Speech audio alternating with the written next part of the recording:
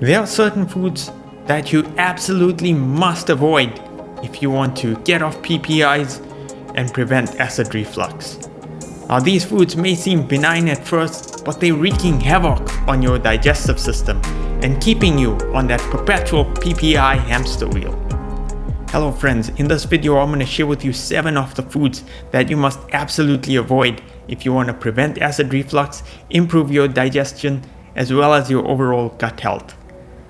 Now, some of these foods, they are highly addictive, and they'll be quite a challenge to overcome and avoid consuming because they are such a staple in so many different households. I know I was very much addicted to some of these foods, and even though it's been many years since consuming these foods, they still trigger cravings in me every now and then. Before we dive right in, I invite you to subscribe to my channel and join me on this journey navigating mind, body, and soul wellness. As always, please remember, none of what I'm going to share is considered medical advice. This is for informational purposes only. Don't take anything that I say as gospel. Please use your own discernment. Just a reminder that for some of you, eliminating these top trigger foods is going to do the trick and get rid of most of your acid reflux. For others, it's going to require much more work. For myself personally, being on this journey for so many years, having eliminated all these top 7 trigger foods, but still occasionally experiencing acid reflux because of some other trigger foods that also give rise to this reaction, or potentially other stress factors that come into play. So be mindful, everyone's case is going to be different. You may need to do a bit of tailoring in terms of your own approach to better understand through trial and error what are these other trigger foods that are giving rise to your acid reflux symptoms. The others are a bit more challenging to determine. I'll go through the ones that also impact me in a later video. Those are ones where you need to use a lot of trial and error and figure out for yourself if they are foods that trigger your acid reflux reaction. Let's get into my top 7 foods that trigger acid reflux. Let's get into the number 1 food that triggers acid reflux reactions, and that is none other than gluten. I've mentioned this in a number of my other videos. Gluten is the number 1 trigger for acid reflux. Some people, you're going to be able to eliminate gluten and it's going to make all that difference to your acid reflux symptoms. Now, there's 2 schools of thought when it comes to gluten. Why is gluten so bad? The first school of thought is that it doesn't digest well and it causes intestinal permeability, which essentially weakens your digestive system and gives rise to the acid reflux. The other school of thought is that gluten, when it's consumed, it ends up feeding a lot of the bad bacteria and viruses in your gut, and they end up releasing toxins, and those toxins give rise to the weakened digestive system, as well as a host of other complications that also end up resulting in acid reflux and poor digestion overall. My personal experience is that whenever I consume gluten, I get an almost immediate acid reflux reaction. It's so bad, especially when you're not taking PPIs, because for a lot of people who are still on PPIs, you're not going to get that noticeable effect. But once you're off gluten or you're trying to wean off PPIs and you have gluten on a day when you're not having the PPI, you're going to notice that effect of gluten giving rise to that acid reflux reaction almost immediately. So something you definitely want to avoid. I know gluten is highly addictive. Gluten was one of the most challenging things for me to avoid because I loved things like naan and bread and all those rotis, foods that are rich in gluten. Think about croissants, think about all these cakes, all of them contain gluten. You have to become really vigilant once you start eliminating gluten from your diet because they are almost ubiquitous in all food products. So you're going to have to read those labels very carefully and make sure that there's no gluten within them. It's very sneaky, and like you said, it's very addictive. So that's the number 1 food you want to eliminate. Let's get on to the second one. The second food you want to eliminate is all forms of dairy. And for similar reasons, dairy has a similar two-sided argument, so I'm not going to go through both of them because dairy is not the same as the whole raw milk dairy. And then on the other hand, you still have arguments of people saying that when you consume dairy, even if it's in its raw form, it still ends up feeding a lot of these bad bacteria and viruses that end up causing havoc on your digestive system and weakening your digestive system. Now, dairy is a bit of a tricky one because, like I mentioned in my earlier videos, I used to often consume a glass of milk to try and relieve that burning sensation whenever I had an acid reflux reaction. But dairy is very deceptive. It reduces the burning sensation immediately, or sometimes you can consume ice cream and you can consume all these dairy products and not have any reaction. But it's what it's causing within your digestive system. Is it leading to more mucus production? Is it leading to your sinus and other forms of ailments?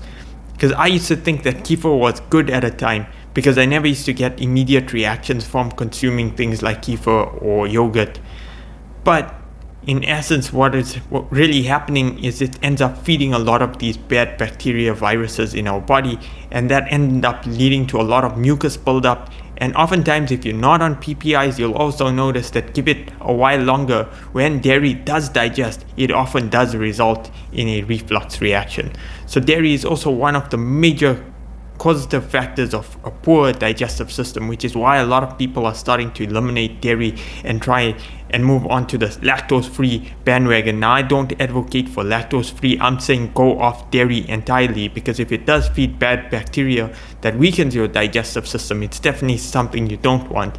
Now, dairy is another thing that's very, very difficult to give up because it's also just as prevalent in so many different products. And I know people love the ice cream. I loved my ice cream. I love milkshakes. I love all those things that were like sweet. But you gotta understand, dairy combines both fat and sugar in the very same food substance, so it's also toxifying to your blood. It's harder on the digestive system. And if you think about it from a bigger picture perspective, when it comes to dairy, if you look at Mother Nature and you look at most of the animals in the animal kingdom, a lot of the young only consume milk during the early stages of their life, and once they proceed into adolescence, they just leave dairy alone. So I don't even think from a natural perspective we should be consuming dairy in the long run. It's something you generally want to avoid. Fortunately, today there's a lot of alternatives to dairy that you can very easily substitute and incorporate within your diet without losing a lot of the sacrifices, or without having to make a lot of the sacrifices that one would need to make if you are to give up on dairy. So there you go, that's number 2. Let's get into the third one. So the third item, it's going to be a trigger for some of you, and the third item is eggs. Now, eggs may not be something that's part of a vegetarian or pure vegetarian vegan diet, so those people are probably going to be like, yeah, I don't eat it anyway. But I know for a lot of people that do consume eggs or are big fans of eggs, it's going to be something that's really hard to give up. But there's also, again, 2 schools of thoughts when it comes to egg consumption. Now, the one school of thought is it's really hard on the digestive system. It doesn't break down so well, and it ends up leading also to intestinal permeability and poor gut health. The other school of thought is that when you consume eggs, you essentially again feed the bad bacteria and viruses, but it goes beyond that, because the reasoning behind this school of thought is that a lot of these products like eggs, for example, are used to feed a lot of the viruses that are lab grown. So lab grown viruses end up being fed eggs, and they thrive on this food source. They thrive on eggs. So when we do consume these, they end up feeding viruses. So if you think about a lot of the man-made viruses, which they are out there, and you're getting infected by it, and by consuming eggs, you're actually giving those viruses the fuel that needs to fire up and actually do more harm to your health. So eggs, definitely no, don't want to be consuming eggs. Now, for me personally, when I used to be eating eggs at one stage in my life, I noticed that I would also get a acid reflux reaction almost immediately. So even not considering like the scientific aspect behind it, or the reasoning and the rationale and the different theories why one shouldn't consume eggs, that was enough to tell me that it shouldn't be consumed, because that reaction was also relatively immediate. As soon as I consume it, I would get a reaction. And remember, the best way to test out whether food is giving you an acid reflux reaction is when you're not taking PPIs, because that is going to give you the true indication of whether that food is a trigger. But these foods that I'm mentioning right now are probably bad foods to avoid across the board. So I don't suggest consuming these foods if you are looking to heal your digestive system and hopefully get to a stage where we can restore the digestive system to its full vitality and be able to digest a lot of the other foods that aren't necessarily on this high trigger list.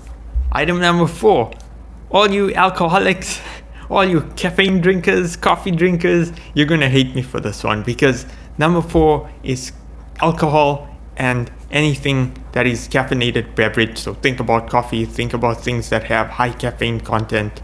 You want to avoid all those types of drinks because they, at the same time, they don't digest well, they cause acid reflux, they feed a lot of the bad bacteria, and they just cause so much havoc in the system. Now, caffeine, why? Because caffeine is very, very dehydrating.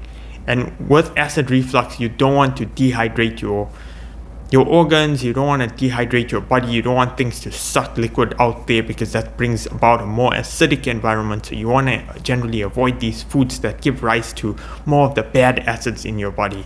So those two are something that you definitely want to avoid.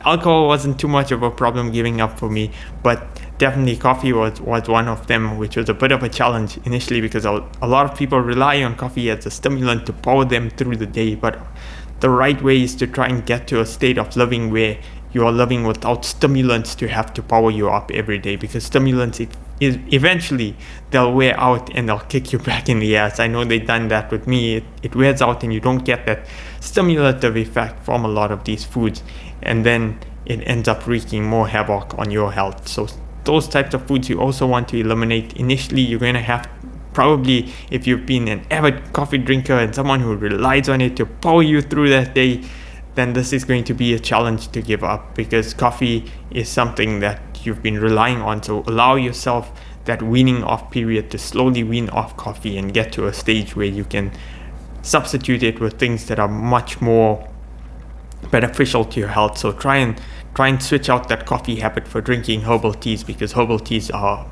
generally much more better and are going to probably promote a lot more health benefits and do a lot more to heal your digestion.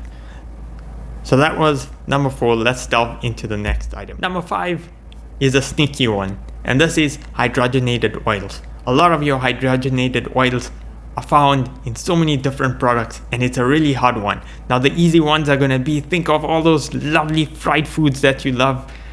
A lot of the fried chips and Indian delicacies, that are deep fried.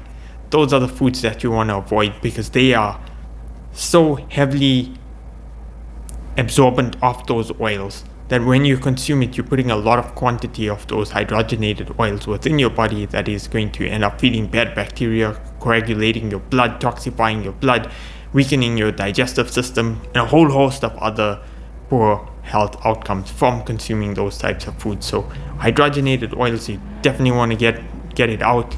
I think other forms of oils are also problematic, but those are not on the top 7 of the list. Those are the ones that you probably need to experiment with, but I would generally, my personal preference is to eliminate all forms of oil. And if you're having oils, having them in a cold pressed form and making sure that they're organic, they haven't been contaminated by a lot of the pesticides and things that are going to aggravate your condition. But oil is a tricky one. If you need to go down the rabbit hole and make sure that you're not consuming these oils, because you're going to have to inspect a lot of the food product labels, a lot of them, because they are hiding almost everywhere.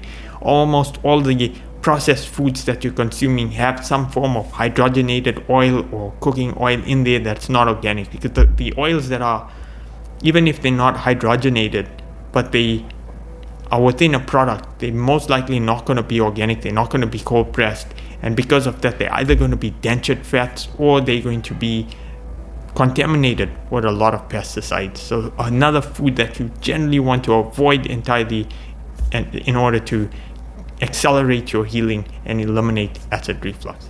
Number 6, we're getting almost to the end. So number 6 is the processed sugars and sodas.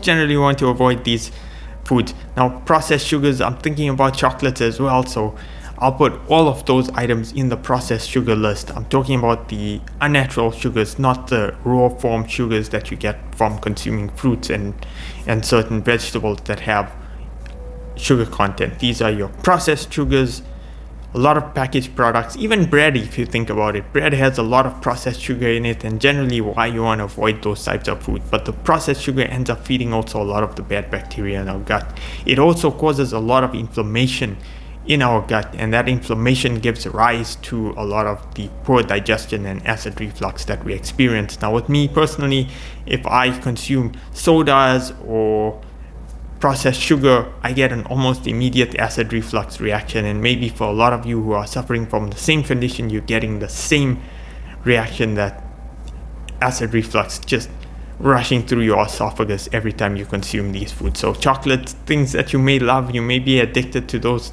chocolates and sweets and cakes, all those need to be eliminated. I mentioned earlier, it's not an easy diet. These foods are highly addictive, so something you generally want to avoid if you're going to go down this path of healing your digestive system and eliminating acid reflux. The final item on the list is vinegar. You generally want to avoid vinegar, and that may also include apple cider vinegar for some of you that are quite advanced in the progression of your acid reflux, meaning it's become quite chronic. The reason you want to eliminate vinegar is it's dehydrating as well. It's sucking a lot of the liquid content of your body. It's also putting a lot of pressure on your digestive system when it's working to digest food. So vinegar is definitely something you want to avoid consuming. It's dehydrating, it's sucking a lot of the liquids out, and it potentially also could give rise to a lot of inflammation. Now, for some of you that experiment with it, you may notice that immediately when you consume vinegar, you get that immediate acid reflux reaction, and that's going to be enough to turn you away from it. For others, it might not be as severe. Just because your case is not as severe, that is why you don't get that reaction. But my general observation from my personal experience is vinegar ends up doing more harm to your digestive system, and it's something that you want to avoid just because of its effect on dehydrating the body, as well as sucking a lot of nutrients out of the cells and impairing your digestive system overall. So vinegar, definitely no. So there you go. Those are the 7 items that I think you absolutely need to avoid if you want to heal your acid reflux, as well as when you're weaning off your PPIs. These are the items that need to be avoided in order to get yourself off the PPI hamster wheel. Now, if any of what I mentioned resonated with you, or you have any questions or challenges, does it make sense? Doesn't it make sense? Drop them in the comment section below. I'd love to hear from you. Are there some challenges that you're experiencing? Is it hard to give up on some of these foods because you've been consuming them for such a long time? I'd love to hear from you, so please drop them in the comment section below. Now in my next video, I'm going to deep dive into some of these other trigger foods. Now those are the ones that you need to play the trial and error game with and see for yourself, but I'll let you know what are some of those other trigger foods for me personally, and you can let me know whether they resonate with you or they don't resonate with you. I'll also cover in a future video my experience weaning off PPIs and how I went about weaning off PPIs. So thanks so much for watching this video. I really appreciate you for staying until the end, and I hope to see you in my next video.